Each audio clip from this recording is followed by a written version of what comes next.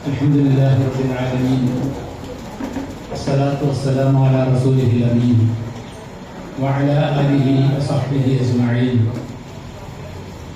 أما بعد. ഇത്രയും സ്നേഹം നിറഞ്ഞ സഹോദരന്മാരെ, വേദിയിലിരിക്കുന്ന ഈ ചടങ്ങിൻ്റെ അധ്യക്ഷൻ, മലപ്പുറം ഈസ്റ്റ് ജില്ലാ പ്രസിഡന്റ് PK ഇസ്മായിൽ എഞ്ചിനീയർ, ഈ ചടങ്ങിൻ്റെ ഉദ്ഘാടകൻ ബഹുമാനപ്പെട്ട കേരള നദ്വത്തുൽ മുജാഹിദീൻ പ്രസിഡന്റ് TP അബ്ദുൽ മദനി, അതുപോലെ ഈ ചടങ്ങിന് ആശംസകൾ അർപ്പിച്ചുകൊണ്ട് സംസാരിക്കുന്ന മൂസ ഫലാഹി, അതുപോലെ ഹംസ സുല്ലമി കാരക്കുന്ന്, PP മുഹമ്മദ് മദനി, അതുപോലെ തന്നെ അബ്ദുള്ള ഹാജി വിഷയം അവതരിപ്പിച്ചുകൊണ്ട് സംസാരിക്കുന്ന മുഹമ്മദ് അലി മിഷ്കാത്തി,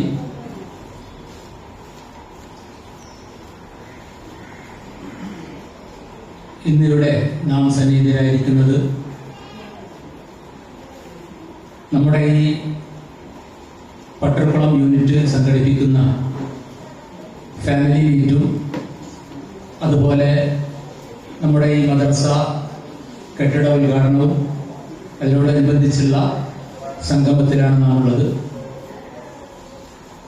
പട്ടർക്കുളത്ത് 1985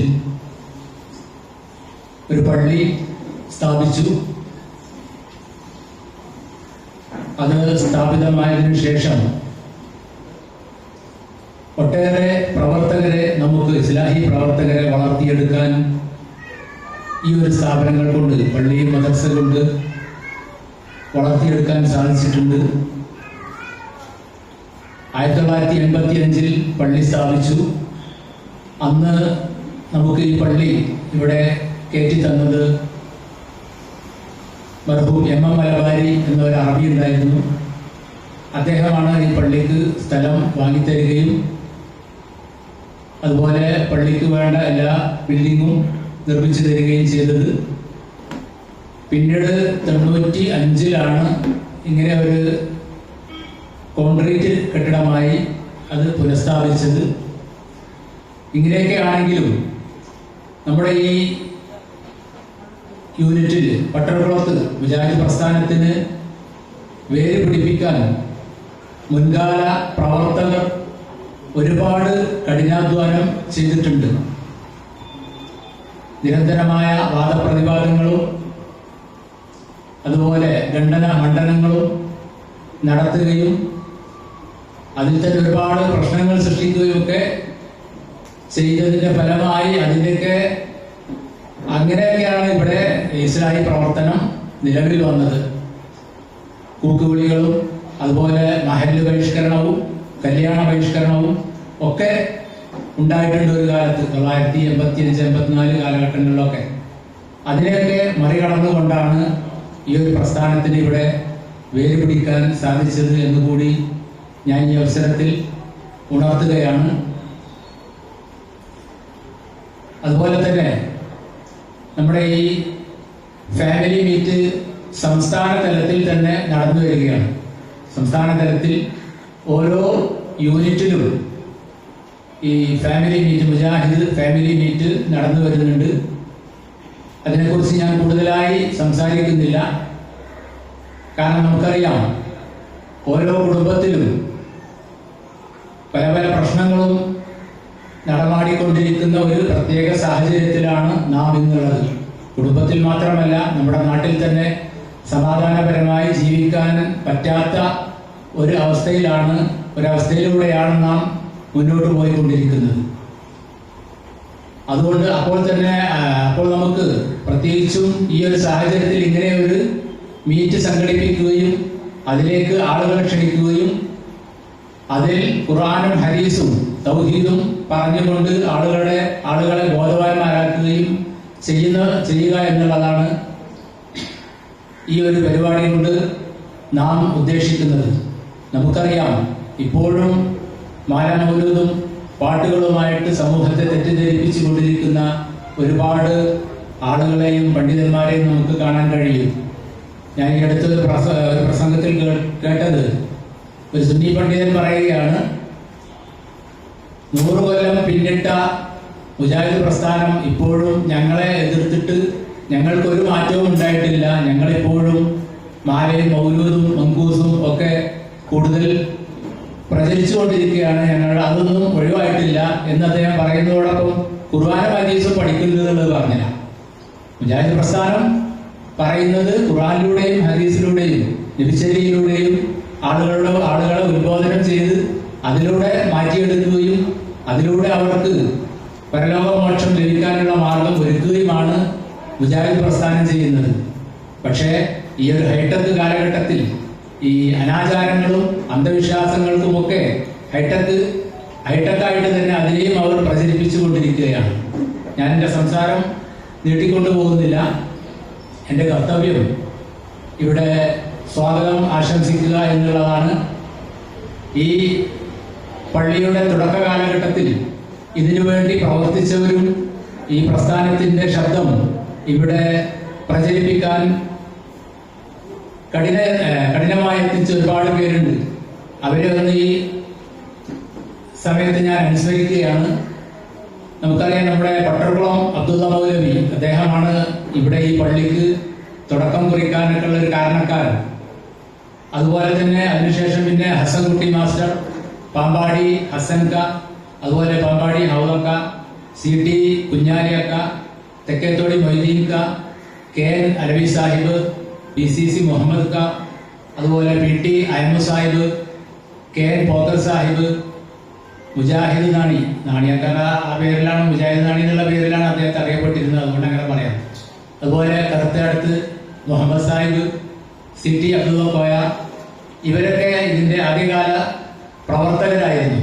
അവരുടെയൊക്കെ കഠിനമായ പ്രവർത്തനത്തിൻ്റെ ഫലമായിട്ടാണ് നമുക്ക് ഇന്ന് ഇത്തരം സ്ഥാപനങ്ങളും അതുപോലെ ഇത്തരം പ്രവർത്തകരെയൊക്കെ വളർത്തിയെടുക്കാൻ സാധിച്ചത് എന്നുകൂടി ഞാൻ ഈ ഒരു അവസരത്തിൽ എടുത്തു പറയുകയാണ്.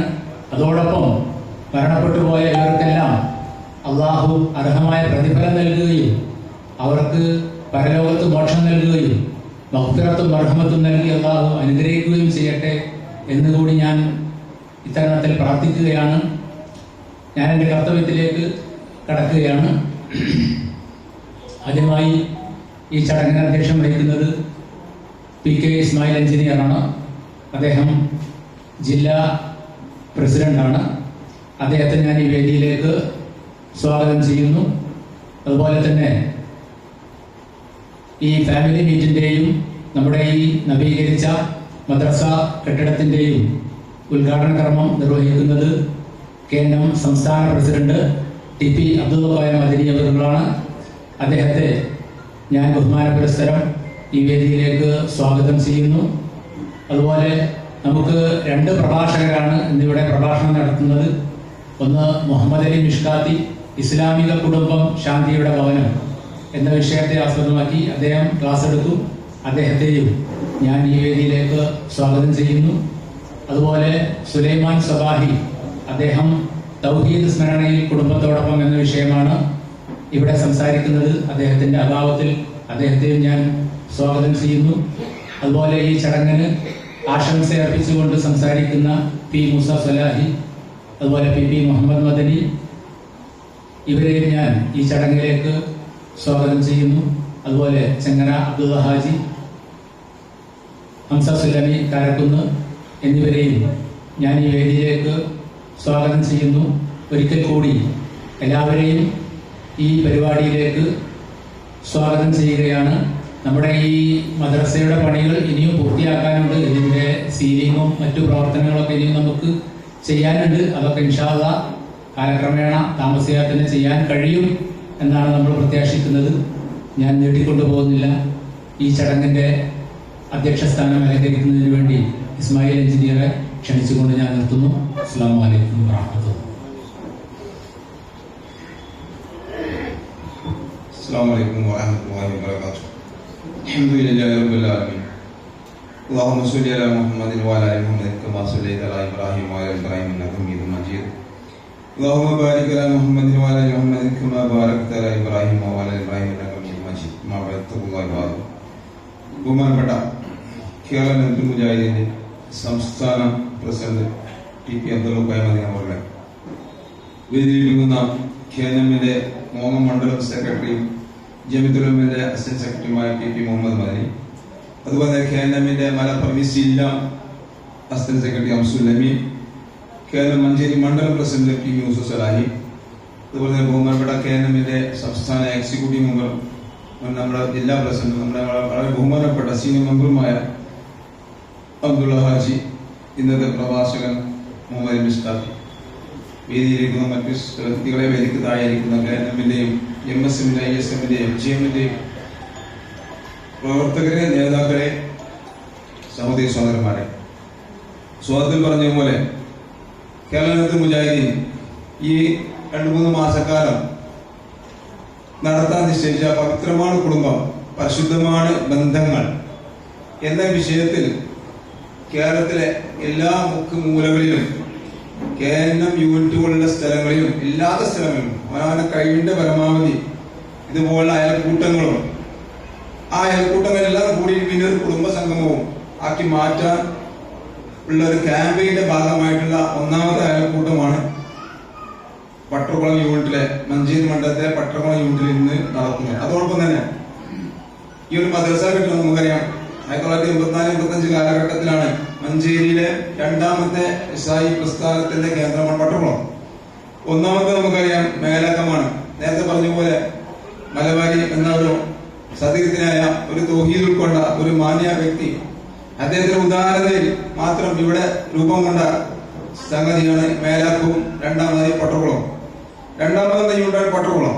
അതുകൊണ്ട് തന്നെ മലപ്പുറം ജില്ലയിലെ ഏറ്റവും പ്രബലമായ ഒരു മണ്ഡലമാണ് മഞ്ചേരി. 26 മണ്ഡലങ്ങളാണ് KNM മലപ്പുറം ജില്ലയിലുള്ളത്.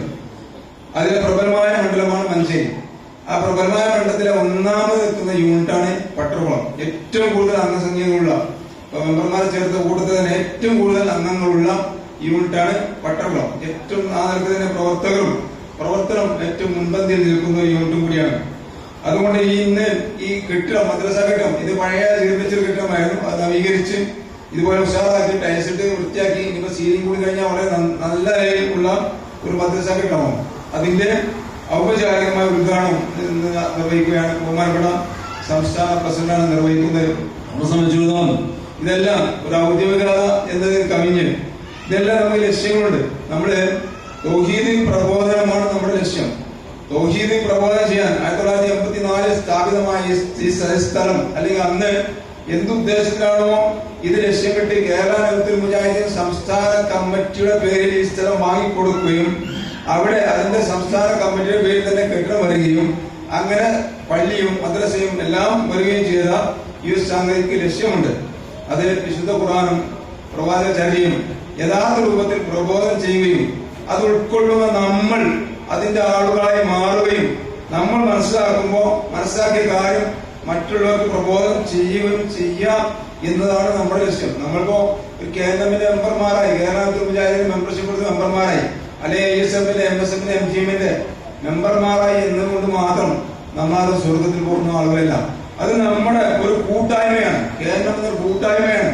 ആ കൂട്ടായ്മയുടെ ലക്ഷ്യം നമ്മൾ ജിദ്ദീൻ മനസ്സിലാക്കുകയും നമ്മൾ അതിന്റെ റോൾ മോഡലായി മാറുകയും അത് മറ്റുള്ളവർക്ക് പകർത്തി കൊടുക്കുകയും ചെയ്യുക. ഇത് 3 കൂടുമ്പോഴേ നമ്മളെ പ്രവർത്തനം ലക്ഷ്യമാവുകയുള്ളൂ. ഈ ഇരിക്കുന്ന കൂടെ തന്നെ നമുക്കറിയാം നേതാക്കന്മാരുണ്ട്, യൂണിറ്റിലെ പ്രസിഡന്റുമാരുണ്ട്, സെക്രട്ടറിമാരുണ്ട്, കമ്മിറ്റി അംഗങ്ങളുണ്ട്, അതിന്റെ മേലഘട്ടത്തിലെ കമ്മിറ്റി അംഗങ്ങളുണ്ട്, ISM-ന്റെ MSM MGM-ന്റെ ഉണ്ട്. അതിനേക്കാൾ ഉപരി മുതിർന്ന പക്വതയും പാകതയുള്ള ഈ തൗഹീദ് 1984 മുതലും അതിനുശേഷം അതിന് മുന്നേ കേട്ട് മനസ്സിലാക്കിയ ആളുകളുണ്ട്. അന്ന് വരെ ഇന്ന് വരെ മുജാഹിദ് പ്രസ്ഥാനം ഒന്നേ പറയാനുള്ളൂ, അത് മാറ്റം വന്നിട്ടില്ല, മാറിയിട്ടില്ല. പക്ഷെ പല ആളുകളും ചില അഭിപ്രായങ്ങളുണ്ട്, അങ്ങോട്ടും മാറിപ്പോയിണ്ടാവും. പക്ഷെ ഈ ഒരു വടവൃക്ഷം മുജാഹിദ് KNM എന്ന ഒരു വടവൃക്ഷം 1957 രജിസ്റ്റർ ചെയ്ത ആ ഒരു വടവൃക്ഷം അത് അതുപോലെ നിലനിന്ന് വരികയാണ്. അപ്പൊ അതിന്റെ ഭാഗമാണ് നമ്മൾ. ആ നിലക്ക് കൂടുതലൊന്നും പറയുന്നില്ല. ഇൻഷാ അല്ലാഹ് നമ്മുടെ ഈ ഒരു ഇന്നത്തെ ഇതിന്റെ ഔദ്യോഗികമായ ഉദ്ഘാടനം നിർവഹിക്കുന്നത് ബഹുമാനപ്പെട്ട ടി പി അബ്ദുൽ ഖാദർ സാഹിബാണ്. ഞാൻ അദ്ദേഹത്തെ സാറ് ക്ഷണിക്കുകയാണ്. കാരണം കുറെ നമ്മളെ ഈ ഒരു ചെറിയ പ്രോഗ്രാമായിട്ട് പോലും നമ്മളത് വിളിച്ചപ്പോ ഇവിടുന്ന് വിളിച്ചു, യൂണിറ്റ് ആളുകൾ വിളിച്ചു, പിന്നെ ജില്ലാ ലെവലിൽ ഞങ്ങൾ ഓരോരുത്തരെ വിളിച്ചു. അപ്പൊ വളരെയധികം ഒരുപാട് തിരക്കുള്ള ഒരു വ്യക്തിത്വമാണ്. അതേക്കാൾ ഉപരി എന്താ പറയാ, ആ നിലയ്ക്ക് ബുദ്ധിമുട്ടുന്ന അനുഭവിക്കുന്ന ഒരു പ്രയാസപ്പെടുന്ന ഘട്ടത്തിൽ പോലും നമ്മുടെ ഇടയിൽ സ്വീകരിച്ച് ഇവിടെ വന്നിരിക്കുകയാണ്. അതുകൊണ്ട് നമുക്ക് വളരെയധികം കൃതയും കടപ്പാടുമുണ്ട്. അല്ലാഹു സുബ്ഹാനഹു വ തആല അദ്ദേഹത്തിന് ആരോഗ്യവും ആയുസ്സും ദീർഘായുസ്സും അദ്ദേഹം നൽകി ദീനി രംഗത്ത് പ്രവർത്തിക്കാൻ, പ്രത്യേകിച്ചും ഈ സംഘർഷ കലുഷിതമായ ഒരു അന്തരീക്ഷമാണ് ദീനി തവണ. നിങ്ങൾക്കറിയാലോ, ഇപ്പൊ നമ്മള് മുമ്പ് നമ്മൾ നേരെ മൈക്കെട്ടി പ്രസംഗിക്കായിരുന്നു. അതിന് പിന്നെ കുറച്ച് കഴിഞ്ഞ ഒരു ഖണ്ഡന പ്രസംഗം മറുപടി ഉണ്ടോ, പിന്നെ കുറച്ച് കഴിഞ്ഞാൽ മറുപടി ഉണ്ടോ. ഇപ്പൊ അങ്ങനെയല്ല. ഇപ്പൊ മൈക്കെട്ടി പ്രസംഗിച്ച് പോകുന്നതിന് മുന്നേ അതിന്റെ ഖണ്ഡനവും മണ്ഡലവും അതിന്റെ വിലയിരുത്തലും അത് വാട്സപ്പ് കൂടി ഓൺലൈനിൽ കൂടി കേട്ടും കേൾക്കാത്തും ഊഹിച്ചതും ഊഹിക്കാത്തും ഒക്കെ പൊടിപ്പും തൊങ്ങലും വെച്ച് മോർപ്പ് ചെയ്ത് ഇങ്ങോട്ടാക്കി വരികയാണ്. അപ്പൊ സ്വാഭാവികം ഇങ്ങനത്തെ ഘട്ടത്തിൽ നമ്മൾ ദൈവത്തിൽ കുറച്ച് സംഘർഷ ആവശ്യമാണ്. ആ നിലയ്ക്ക് തന്നെ നമുക്കുള്ള ഉത്തരവാദിത്തവും അതുപോലെ തന്നെ പ്രത്യേകിച്ചും നേതൃത്വത്തിൽ നിൽക്കുന്ന ആളെ സംബന്ധിച്ചിടത്തോളം മുന്നേക്കാൾ കൂടുതൽ ബുദ്ധിമുട്ടും പ്രയാസങ്ങളും ഉണ്ടാകുന്ന കാലഘട്ടമാണ്. ആ നിലക്കും അദ്ദേഹത്തിന് ഈ സംഘടനയെ പൂർവാധികം ശക്തിയോടെ നയിക്കാനുള്ള ആഫിയത്തും ആരോഗ്യവും കഴിവും അല്ലാഹു നൽകട്ടെ, ആരോഗ്യം നൽകട്ടെ. നമുക്ക് കൂട്ടായി പ്രാർത്ഥിക്കാം. ഇതിന്റെ ഔദ്യോഗികമായ ഉദ്ഘാടനം നിർവഹിക്കാൻ വേണ്ടി ഞാൻ ബഹുമാനപ്പെട്ട സംസ്ഥാന KNM president T P Abdul Khader സാഹിബിനെ സാദരം ക്ഷണിക്കാൻ. അസ്സലാമു അലൈക്കും വറഹ്മത്തുള്ളാഹി വബറകാതുഹു.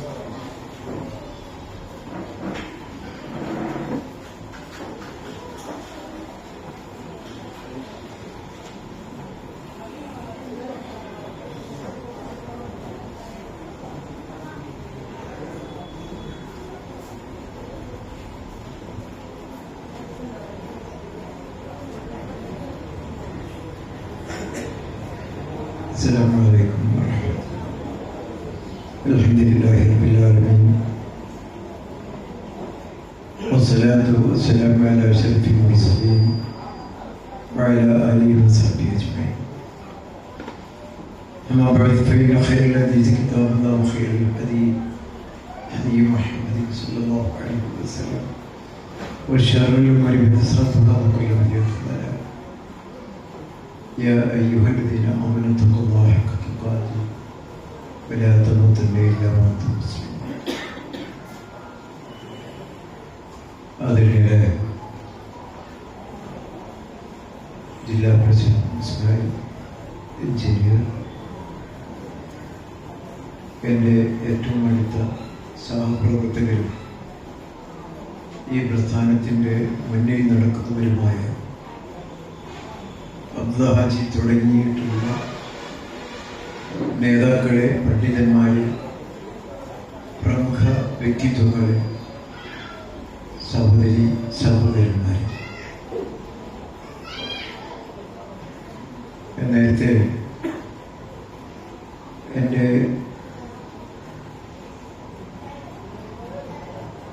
ഏറ്റവും അടുത്ത സഹപ്രവർത്തകനായ ഇസ്മായിൽ എഞ്ചിനീയർ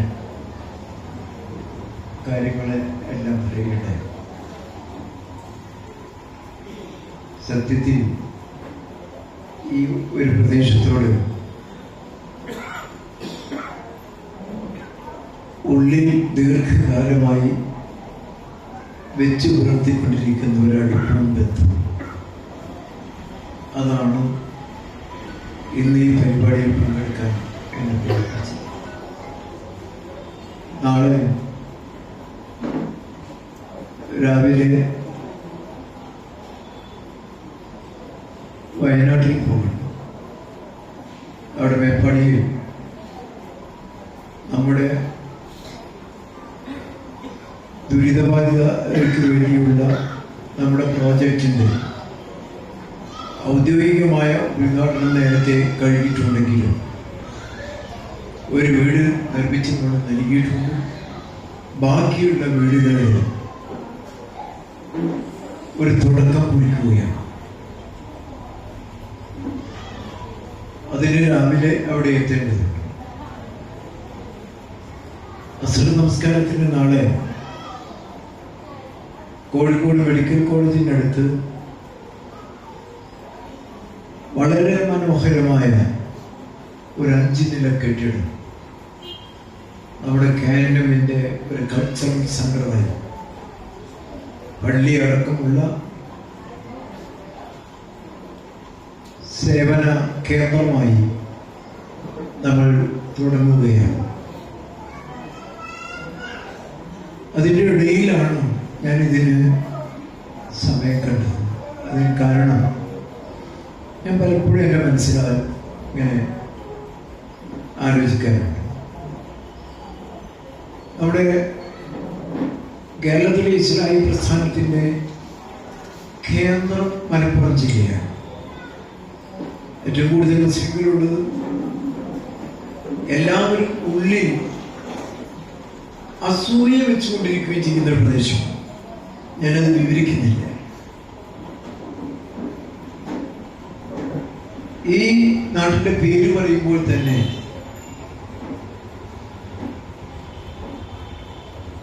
ഒരുപാട് ആളുകൾക്ക് മനസ്സിൽ സംഘർഷമുണ്ട്. നല്ലതും ചീത്തയും. ഞാൻ ഓർക്കുന്നത് മുസ്ലിങ്ങൾ വളരെ പിന്നോക്കാവസ്ഥയിലാണ്. ഇതിന്റെ ജീവിക്കുന്ന ചരിത്രങ്ങളാണ് നമ്മുടെ ഈ പ്രായമുള്ള ആളുകളൊക്കെ. എന്തായിരുന്നു അവസ്ഥ എന്ന് എനിക്കറിയാം. അവിടുന്ന് വളർന്നിട്ട് ഇന്ന് മുസ്ലിങ്ങൾ അസൂയാർഹമായ നിലക്ക് സംഘടിതരും അവർ ഒരു ക്രിയാത്മകമായ നിലക്ക് നാട്ടിന്റെ സ്പന്ദനങ്ങളെ പ്രതികരിക്കുകയും അതിന്റെ ആവശ്യങ്ങൾ കാണുകയും ഇവിടെ നിലവിലുള്ള മത സൗഹാർദ്ദം അത് കേട്ടതാണ്. അതിന്റെ ചരിത്രത്തിലേക്കൊന്നും പോകേണ്ട ഒരു സന്ദർഭമല്ല, ഇടുങ്ങിയ ഒരു സന്ദർഭമല്ല. നമ്മുടെ ആദരണീയരായ പ്രഭാഷകർ ഇതിന്റെ ശേഷം വരാനുണ്ട്.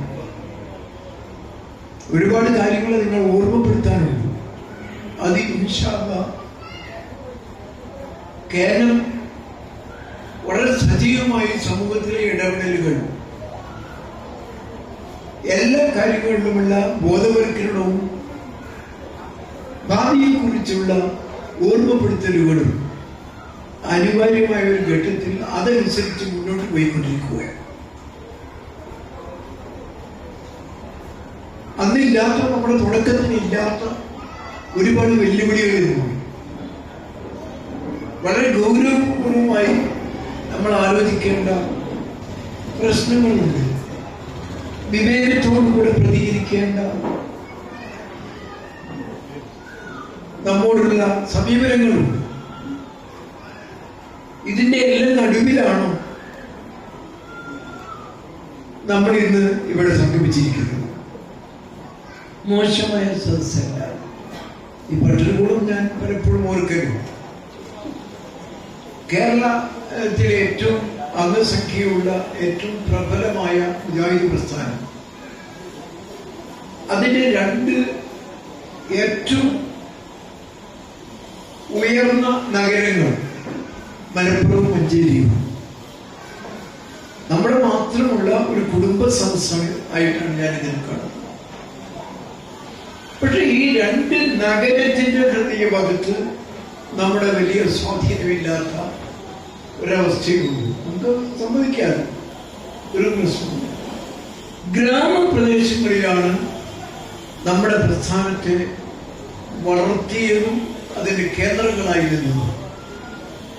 അതിൽ ഒരുപാട് ശോഭയാർന്ന പ്രദേശങ്ങളുണ്ട്.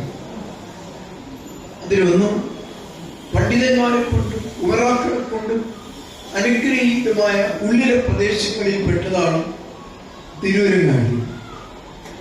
അതേ പ്രകാരം എടവണ്ണ, പിന്നെ എടത്തനാട്ടുകര പ്രദേശം, പിന്നെ ഇവിടെ തന്നെ പല പ്രദേശങ്ങളുമുണ്ട്. അതെല്ലാം ഗ്രാമപ്രദേശങ്ങൾ. 2 നഗരങ്ങൾ എന്ന് പറയാവുന്ന 2 കേന്ദ്രങ്ങളിലും നമുക്ക് പള്ളിയുണ്ട്, ദഅവത്ത് നടക്കുന്നുണ്ട്. ഒക്കെ ആണെങ്കിലും ഒരു കേന്ദ്രം എന്നുള്ള നിലക്കുള്ള ഒരു പ്രവർത്തന രംഗത്ത് നമുക്ക് പിടിച്ചു നിൽക്കാനും പേര് പിടിക്കാനും പറ്റാവുന്ന സ്ഥലങ്ങളായിരുന്നില്ല. ഇന്നത്തെ ചിത്രം മാത്രമല്ല ഞാൻ പറയുന്നത്, മുമ്പ് മുതൽക്ക് തന്നെ ആ ഒരു സമയത്താണ് നമ്മൾ അള്ളാഹുവിന്റെ അനുഗ്രഹത്തിന് വേണ്ടി ദുആ ചെയ്യേണ്ട നമ്മുടെ മലബാരിയുടെ സംഭാവനകൾ, അദ്ദേഹത്തിന്റെ ഈ പ്രസ്ഥാനത്ത് സഹായിക്കാനുള്ള നല്ല മനസ്സോടുകൂടെ ഇതിന് ഈ മഞ്ചേരി കേന്ദ്രമാക്കിക്കൊണ്ട് അതുപോലെ മറ്റു ഇടങ്ങളിലുമെല്ലാം ഈ ഇദ്ദേഹത്തെ സംബന്ധിച്ചൊക്കെ എനിക്കറിയാം. 1972 എനിക്ക് തോന്നുന്നു ഞാൻ ആദ്യമായി കപ്പലിൽ ഹജ്ജിന് പോയ ആ ഒരു സന്ദർഭത്തിൽ ജിദ്ദയിൽ ഇറങ്ങിയപ്പോൾ 11-12 ദിവസം കടലിൽ സഞ്ചരിച്ചിട്ടാണ് ജിദ്ദയിലെത്തുന്നത്. ജിദ്ദയിൽ നമ്മെ സ്വീകരിക്കാനുള്ള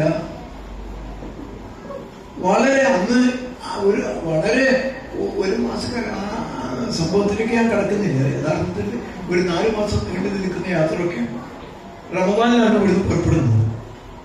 3 ദിവസം തീവണ്ടി യാത്ര, അനന്തരം ഒരാഴ്ചക്കാലം ബോംബെയിൽ താമസിക്കണം. ബോംബെയിൽ നിന്ന് കപ്പൽ കയറിയാൽ 11ാമത്തെ ദിവസമാണ് അന്ന് ജിദ്ദയിൽ എത്തുന്നത്. ജിദ്ദയിൽ ഒരു ദിവസം കടലിൽ നിൽക്കുക, ജിദ്ദയിൽ ഇറങ്ങിയിട്ട് 2 ദിവസം അവിടെ താമസിക്കണം. അവിടുന്ന് പിന്നെയാണ് മക്കയിലേക്ക് പോകുന്നത്. എല്ലാം കൂടി ഒരു മാസക്കാല യാത്ര തന്നെ. ഇന്ന് നമ്മളെ യാത്രയാക്കാൻ വരുന്ന ആളുകൾ പരേല് തിരിച്ചെത്തുന്നതിന് മുമ്പ് നമ്മൾ ജിദ്ദയിലെത്തും. സാധാരണ അങ്ങനെയാണ്. എയർപോർട്ടിൽ നിന്ന് നമ്മളെ പരേലേക്ക് തിരിച്ചെത്തുന്നതിന് മുമ്പ് നമ്മൾ യാത്രയാക്കിയ ആള് പരിശുദ്ധ മക്കയിലെത്തും. ഈ കാലഘട്ടത്തിൽ ഉണ്ടായ മാറ്റത്തെയാണ് ഞാൻ പറയുന്നത്. അന്ന് ജിദ്ദയിൽ മലയാളികളെ സ്വീകരിക്കാനുണ്ടായിരുന്ന 2 പ്രമുഖ വ്യക്തിത്വങ്ങൾ, ഒന്ന് ഇശൈഖ് മലബാരിയാർ, മറ്റൊന്ന് അടുത്ത് നിര്യാതനായ അബ്ദുറഹീം ഹാജി, തിരുവരങ്ങാടിയിലെ അബ്ദു ഹാജി എന്ന പേരിൽ അറിയപ്പെടുന്ന ഒരു അഭ്യസ്തവിദ്യനായ ഒരു പ്രമുഖ എഞ്ചിനീയർ അബ്ദു ഹാജി. ഈ അടുത്താണ് അദ്ദേഹം മരിച്ചത്. ആകെ പരിചയമുള്ള ആളുകൾ അവരായിരുന്നു. മദീനയിൽ ചെന്നാൽ അവിടെ മദീനത്തെ കോളേജ്,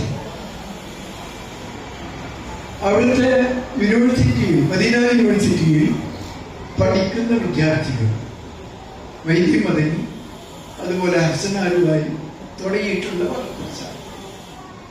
മക്കയിലെ ഹറമിന്റെ ഉള്ളിൽ ദഅവത്ത് നടത്തിയിരുന്ന മഹാനായ അബ്ദുൽ ഉഫ്മോന്, അദ്ദേഹം ഹറമിലുണ്ടായ വിപ്ലവത്തിൽ, ഷിയാക്കൾ നടത്തിയ വിപ്ലവത്തിൽ ഷഹീദാവുകയുണ്ടായി. ഒക്കെ ഈ ഓർമ്മയിൽ നിന്ന് ഞാൻ എടുത്തു പറയാം. ആ ഒരവസ്ഥ ഉണ്ടായിരുന്ന ആ കാലഘട്ടം അന്ന് മുജാഹിദ് പ്രസ്ഥാനത്തിന്റെ ഏറ്റവും വലിയ കേന്ദ്രങ്ങളായി തിരുവരങ്ങാടിയും എടവണ്ണയും അതുപോലെയുള്ള സ്ഥലങ്ങളുണ്ട്. പക്ഷെ മഞ്ചേരിയിലും മലപ്പുറത്തും നമ്മുടെ ആസ്ഥാനം എന്നുള്ള നിലക്കുള്ള പ്രവർത്തന കേന്ദ്രമാകാൻ സാധിച്ചിട്ടില്ല. ഇന്നും വേണ്ടതുപോലെ സാധിച്ചിട്ടില്ല. പക്ഷെ ഞാൻ അഭിമാനപൂർവ്വം ഓർക്കുന്നു, മഞ്ചേരിയിൽ നമുക്ക് അർഹമായ ഒരു കേന്ദ്രവും ജുമയും മറ്റു കാര്യങ്ങളും എല്ലാം പൂർണ്ണമായി ഇന്ന് നമുക്കുണ്ട്. പക്ഷെ അതിനേക്കാളെല്ലാം നമ്മുടെ ആ ഒരു സംതൃപ്തി നൽകുന്ന ഒരു പ്രോജക്റ്റ് ഇപ്പോൾ അവിടെ നടന്നുകൊണ്ടിരിക്കുകയാണ് എന്ന് നിങ്ങൾക്കറിയാം. മെഡിക്കൽ കോളേജിന്റെ മുന്നിൽ വരുന്ന ആ ഒരു മഹത്വമായ സ്ഥാപനം നമ്മൾ കേന്ദ്രമായിരിക്കും. ഇത് ഞാൻ സൂചിപ്പിച്ചത് എന്താണെന്ന് അറിയാമോ? അന്നും കേരള മുജാഹിദീനുമായും ISUമായും ബന്ധപ്പെടുന്നത് 1957-58 വ്യക്തമായി ഞാൻ ഓർക്കുന്നു. ഞാൻ ജാഹിലിയ്യത്തിൽ നിന്ന് ഇസ്ലാമിലേക്ക് വരുന്നത്. അതുവരെ കിതാബ് ഓതുന്ന ഒരാളായിരുന്നു. ഓതി പഠിക്കുമ്പോൾ ഇന്നും വലിയ മഹാന്മാരെന്ന് എടുത്തു പറയുന്ന ആളുകളൊക്കെ നമ്മുടെ ഉസ്താദന്മാർപ്പെട്ട ശംസുലയുടെ ശിഷ്യനാണ്. അതുപോലെ ആ കാലത്തുണ്ടായിരുന്ന ഒരുപാട് പണ്ഡിതന്മാർ, ഇന്നത്തെ കാന്തപുരം ഞങ്ങൾ ശരിക്കുമാരായിട്ട് ഒരേ കാലത്ത് പഠിച്ചതാണ്. ഈ ആദർശ ഏറ്റുമുട്ടലുകൾ ഏറ്റവും ശക്തമായി ഉണ്ടായിരുന്ന കാലഘട്ടമാണ്.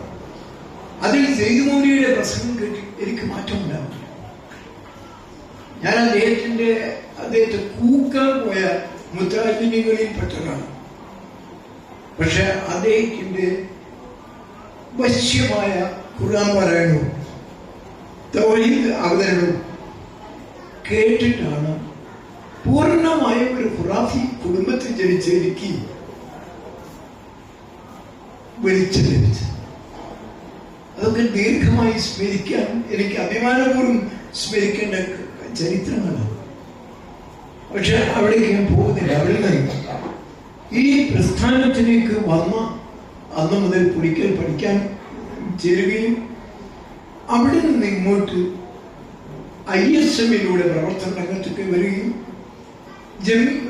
കേരളത്തിന്റെ പ്രവർത്തന രംഗത്തും നിറഞ്ഞു നിൽക്കുകയും ഒരു ഇടവേളയില്ലാതെ നമ്മുടെ മരിച്ചുപോയ മഹാന്മാർ KM മൗലവി മുതൽക്കുള്ള പണ്ഡിതന്മാരെ എല്ലാം കാണാൻ കഴിഞ്ഞ ഒരു അനുഭവ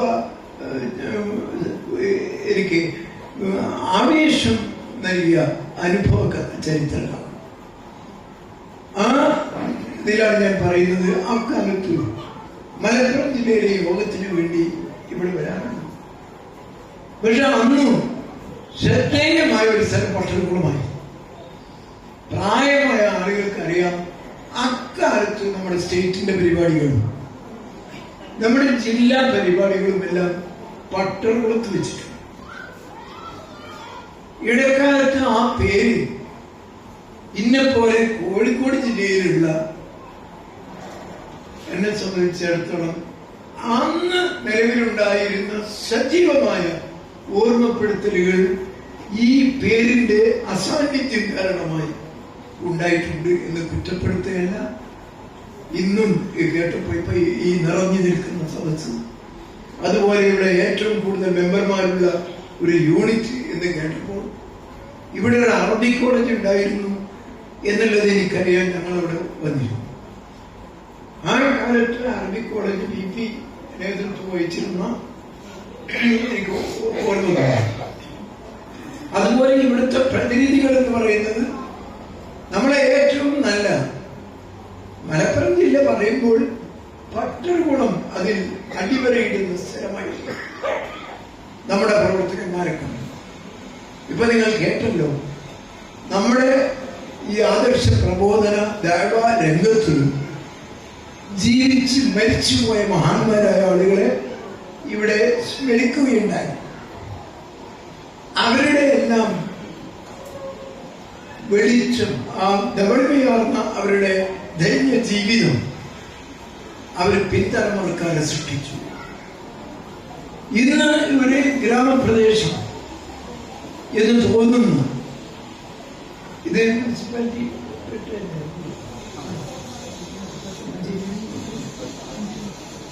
ഏതായിരുന്നാലും ഒരു നഗര ഒരു വികസനത്തിന്റെ പ്രദേശം എന്നുള്ള നിലയ്ക്ക് ഞാൻ ഒരിക്കലും മറ്റൊന്നും പറയില്ല. ഇവിടുത്തെ ഈ മദ്രസ ഇന്ന് ഇതിനെ വിപുലീകരിച്ചിരിക്കുന്നു, സൗകര്യപ്പെടുത്തിയിരിക്കുന്നു ഒക്കെ ആയിരിക്കും. പക്ഷെ തുടർ പഠനം ഉണ്ടാകണം. അതേ നമ്മുടെ തലമുറയെ നിലനിർത്തുക. നമ്മുടെ പെൺകുട്ടികൾ അവരാണ് ഇന്ന് ഇസ്ലാമിക ദൈവത്തിന്റെ രംഗത്ത് ഏറ്റവും ഉയർന്നു നിൽക്കുന്നത്. അവരാണ് കുടുംബത്തിന് അവർ കേന്ദ്രമായിട്ടാണ് കുടുംബം സംസ്കരിക്കപ്പെടുന്നത്. അതുകൊണ്ട് പ്രാദേശികമായ നല്ല ഒരു സ്ഥാപനം വളർത്തിക്കൊണ്ടുവരേണ്ടത്. കുറച്ച് കുട്ടികളാണെങ്കിലും അതിന് പഠിക്കരുത്. ഒരു 5 കുട്ടികളാണ് ഇവിടെ ഉയർന്നു പഠിക്കാൻ തയ്യാറാകുന്നതെങ്കിൽ അവരെ നമ്മുടെ നാട്ടിൽ നിന്ന് തന്നെ പഠിപ്പിച്ച് ബിരുദധാരികളാക്കി പ്രബോധന രംഗത്തേക്ക് അവരെ കൊണ്ടുവന്നു. അനുഗ്രഹീത കുടുംബങ്ങളുടെ നേതൃത്വം അവർ ഏറ്റെടുത്താൽ വലിയ ആത്മീയമാണ്. ഇപ്പൊ പുളിക്കലും തിരുവരങ്ങാടിയിലും അതേപോലെയുള്ള പ്രദേശങ്ങളിലൊക്കെ നിങ്ങൾ നോക്കിയാൽ അരീക്കോട് നമ്മളെ രാജ്യത്ത് നിറഞ്ഞിരിക്കുന്ന തുടങ്ങിയ സ്ഥലത്തെല്ലാം ഇതിൽ നേതൃത്വം വഹിക്കുന്ന വനിതകളാണ്, സ്ത്രീകളാണ്. അവർ വളരെ ഇഹലാസുള്ളവരാണ്. ഇതിലേക്ക് വരുന്നതോടുകൂടെ അവരുടെ കുടുംബങ്ങളെ ഉണ്ടാകുന്ന മാറ്റം വലിയ അത്ഭുതകരമാണ്. ഞങ്ങൾക്കറിയാം, ഒരൊറ്റ മുവഹീദില്ലാത്ത പ്രദേശമായിരുന്നു എന്റെ പ്രദേശം. 1957-58 ഞാൻ പുളിക്കൽ പഠിക്കാൻ പോകുന്ന കാലത്ത് 100% ഖുറാഫാത്തിന്റെ നാടും വീടും പരിസരവും ഒക്കെ ആയിരുന്നു. ഒരു മുരീദ്, ഒരു തെരീക്കത്തിന്റെ മുരീദായിരുന്നു എന്റെ വാപ്പ. എല്ലാ ഹോമങ്ങളും അതുപോലെയുള്ള കർമ്മങ്ങളും ഒക്കെ എന്റെ വീട്ടിൽ ചെയ്തിട്ടില്ല. എല്ലാ യാഥാസ്ഥികത്വവും അവിടെ ഉണ്ടായിരുന്നു. പക്ഷേ ഇന്ന് അള്ളാഹുവിന്റെ അനുഗ്രഹം കൊണ്ട് നമ്മുടെ ഈ ദഅവത്ത് ജനകീയമായി മാറ്റുകയും കുടുംബത്തിൽ നിന്ന് ദഅവത്ത് ആരംഭിക്കുകയും നമ്മുടെ സ്നേഹിതന്മാരിലൂടെ അത് പ്രചരിക്കുകയും ആ ഒരു ബന്ധം അയാള് ഈ സ്റ്റേജിന്മേലുള്ള വയലല്ല, അത് ഇടക്ക് മതി. അത് നമുക്ക് നമ്മുടെ പണ്ഡിതന്മാരെ നമ്മൾ കൊണ്ടുവന്ന് അവരുടെ ഉപദേശം കേൾക്കണം, അവരുടെ സാന്നിധ്യം ഉണ്ടാകണം. അത് ഒരു പ്രാസ്ഥാനികമായി സംഘടനാപരമായ അനിവാര്യതയാണ്. എന്നാൽ ഒരു നാട്ടിന്റെ വികസനം അവിടുത്തെ പെൺകുട്ടികളെ പഠിപ്പിക്കുന്നതിനാണ്. പെൺകുട്ടികളെ, ഈ ആൺകുട്ടികളെ എല്ലാവരും കുറ്റം പറയുമല്ലേ, ഞാൻ കുറ്റം പറയുന്ന ഇതില്ല. അത് രണ്ടും രണ്ട് തന്നെയാണ്. ആ ഒരു സ്ത്രീകൾ വിദ്യാസമ്പന്നരും സംസ്കാരമുള്ളവരുമാണെങ്കിൽ ആ കുടുംബം ധന്യമാണ്, അനുഗ്രഹീതമാണ്. അതിനെ നിയന്ത്രിക്കാൻ കഴിയും, അതിന് കുട്ടികളെ നിയന്ത്രിക്കാൻ കഴിയും. ഉമ്മമാരുടെ സ്ഥാനം അതാണ് എന്നെല്ലാവർക്കും അറിയാം. സ്ത്രീകൾ ഒരു വീട്ടിൽ അച്ചടക്കമില്ലാത്ത, ഇസ്ലാമിക ബോധമില്ലാത്ത, പരലോക ചിന്തയില്ലാത്ത, ചിട്ടയില്ലാത്തവരാണ് കുടുംബത്തിന്റെ ഗ്രഹഭരണം ഏറ്റെടുക്കുന്നതെങ്കിൽ ആ കുടുംബത്തിൽ ഒരു പ്രതീക്ഷയും നമുക്കില്ല. നേരെ മറിച്ച് പുരുഷന്മാരെ എന്തോ ആവട്ടെ, അവരെ തിരിച്ചു കൊണ്ടുവരാനും അവരെ നേർവഴിക്ക് നിലനിർത്താനും ഒരു ഗ്രഹനാഥ വിചാരിച്ചാൽ സാധിക്കും എന്നുള്ളത് നമ്മൾ ഒന്ന് അടിവരയിട്ട് മനസ്സിലാക്കാം. അവിടെ നിന്നാണ് തുടങ്ങേണ്ടത്. ഈ പ്രദേശത്തും നിങ്ങൾ ചിന്തിച്ചാൽ അറിയണം, ഈ പ്രദേശത്തേക്ക് പെൺകുട്ടികൾക്ക് അവർക്ക് പഠിക്കാനുള്ള, അവർക്ക് തൊഴിൽ വിദ്യാഭ്യാസം ലഭിക്കാനുള്ള, ഭൗതിക വിദ്യാഭ്യാസം ഇപ്പം പറയണ്ട, അത് ആര് പറഞ്ഞാലും ഇല്ലെങ്കിലും അതാണ് നടക്കും. ആ ഒരു അവസ്ഥയിൽ എത്തിയിട്ടുണ്ട്. മുമ്പ് നമ്മളെ ആദ്യകാലത്ത് അങ്ങനെയല്ല. ഒരു കുട്ടി, ഞാൻ പറഞ്ഞ 3000-ലധികം കുട്ടികൾ പഠിക്കുന്ന ഒരു സ്കൂളിൽ എൻ്റെ അധ്യാപന കാലഘട്ടം മുഴുവൻ 10-30 വർഷം കഴിഞ്ഞതാണ്. അവിടെ ഒരു മുസ്ലിം പെൺകുട്ടി ഉണ്ടായിരുന്ന, അവളെ പരിഹസിച്ചിരുന്ന, അവളെ കൂക്കി വിളിച്ചിരുന്ന, അവരെ എല്ലാ നിലക്കും നിരുത്സാഹപ്പെടുത്തിയിരുന്ന ഒരു കാലഘട്ടത്തിലാണ് ഞാൻ അവിടെ ചേർത്തിട്ടുള്ളത്. ഇന്ന് ആൺകുട്ടികൾക്ക് അഡ്മിഷൻ കൊടുക്കാൻ വയ്യാത്ത വിധം ആ സ്ഥാപനം പെൺകുട്ടികൾ നിറഞ്ഞിരിക്കും. ഒരു മുസ്ലിം ഭൂരിപക്ഷ പ്രദേശമാണ് ചാരി. ആ പ്രദേശത്തെ അതിന്റെ മാറ്റങ്ങൾ ആ പ്രദേശങ്ങളിലൊക്കെ കാണുന്നു. അവിടെ നമ്മുടെ ചിന്ത, ഞാൻ അല്പം സമയമെടുത്തുപോയി, ക്ഷമിക്കണം, നമ്മുടെ ചിന്ത കുടുംബത്തിന് ഇന്ന് ഒരു ഫാമിലി മീറ്റാണ്. യഥാർത്ഥത്തിൽ പവിത്രമാണ് കുടുംബം എന്നുള്ള ആശയം നമ്മൾ പറയേണ്ടി വരുന്നു എന്ന് പറഞ്ഞു കഴിഞ്ഞാൽ യഥാർത്ഥത്തിൽ നമ്മളൊരു ഉയർത്തെഴുന്നേറ്റിന് ഒരുങ്ങുകയാണ്. കുടുംബമാണ് അതിന്റെ പവിത്രത നമ്മൾ കാത്തിട്ടുണ്ട്. നബി ഏറ്റവും അവസാനമായി മരണസമയത്ത് അബൂതാലിബിന്റെ പറയുന്ന വാക്ക്, ഖുർആൻ ആയിട്ടിറങ്ങുന്നു. നബിയുടെ ആഗ്രഹം എനിക്ക് എല്ലാ അർത്ഥത്തിലും പ്രതിസന്ധികളിലൊക്കെ എന്നെ സഹായിച്ച എന്റെ പിതൃവേൻ ശിർക്കിൽ മരിച്ചു പോകുന്നതിനുള്ള വേദന നബി പരസ്യമായി നിർബന്ധപൂർവമായി പ്രകടിപ്പിച്ചപ്പോഴാണ് ഇന്നൊക്കെ എന്ന ആയിട്ടാണ്. നമ്മളെ ഇഷ്ടമല്ല ഹിദായത്തിന്, അത് അല്ലാഹുവിന്റെ തൗഫീഖ്. എന്നിട്ട് നബിയെ അത് പിന്തിരിപ്പിക്കും. അപ്പൊ ഒരു കുടുംബത്തോടുള്ള രക്തബന്ധത്തിലുള്ള ആളുകൾ അവർ നന്നായി തീരണമെന്നുള്ള ഉത്കടമായ ആഗ്രഹം സ്വാഭാവികമാണ്. അതിൽ നമ്മൾ അല്ലാഹുവിനോട് ദുആ ചെയ്യണം. നമ്മുടെ ലോകത്ത് തുടങ്ങേണ്ടത് നമ്മുടെ ഉമ്മയിൽ നിന്നാണ്, ഉപ്പയിൽ നിന്നാണ്, നമ്മുടെ ഭാര്യയിൽ നിന്നാണ്. അവിടുന്ന് തുടങ്ങണം. എന്നാൽ എന്തൊരു സംതൃപ്തിയാണ് ജീവിതത്തിൽ എന്നറിയാം. അത് ഉണ്ടാകണം. ഈ പട്ടർകുളം എന്ന് പറയുന്ന സ്ഥലം അന്ന് ഈ മരിച്ചുപോയ ആളുകളൊക്കെയാണ്. പിന്നീട് ഇടക്കാലത്ത് സംഘടന ഭിന്നിപ്പുകളൊക്കെ വന്നിട്ടുണ്ട്. അത് മുജാഹിദ് പ്രസ്ഥാനത്തിന്റെ ഒരു പ്രശ്നമായിട്ടില്ല, ഒന്നായിട്ടില്ല. അത് നമ്മൾ വെറുതെ പേരിപ്പിച്ച് പറയാം. നമ്മൾ ഈ ആളുകളുടെ എണ്ണം നോക്കിയിട്ടല്ല ഇതിന്റെ വർധനവോ ഇതിന്റെ സ്വാധീനമോ മനസ്സിലാക്കും. ഇന്ന് നോക്കി നിങ്ങൾ സമസ്ത വളരുന്നു, സമസ്ത എന്തൊക്കെയാണ് പോലും പറഞ്ഞുകൊണ്ടിരിക്കുന്നത്. അത് കേട്ടാൽ തന്നെ മനസ്സിലായി വിലവിളിച്ച് സമയം പോകും. അള്ള നേരിട്ട് കൊണ്ടുവന്നാണ് ഈ സംസ്ഥാനം. അതിന് പേരെടുത്തത് അള്ളാണ്. അമ്പിയാക്കന്മാരൊക്കെ കൊണ്ടുവരുന്നത് ഇതാണ് എന്നൊക്കെ ഇങ്ങനെ അധപ്പതിച്ച വളരെ തരംതാണ പ്രഭാഷണങ്ങളാണ് നമ്മൾ കേൾക്കുന്നത്. നമ്മൾ അതും കേട്ടിട്ട് നമ്മൾ അങ്ങനെയൊന്നും അതിനെ പ്രതികരിക്കുന്നൊന്നുമില്ല. പക്ഷെ മുജാഹിദ് പ്രസ്ഥാനത്തോടുള്ള സാമീപ്യം, ഒരു മുജാഹിദിന്റെ അരികെ ഇരുന്നു പോയി എന്നത്, അല്ലെങ്കിൽ അയാളുടെ മയ്യത്ത് കാണാൻ പോയി, മയ്യത്ത് നിസ്കാരത്തിൽ പങ്കെടുത്തു എന്നുള്ളതാണ് ഇപ്പൊ സഭയിൽ മുമ്പിക്കാത്തിൽ മഹാവന്തോഷങ്ങളിൽ ഇപ്പൊ എടുത്തു പറയുക.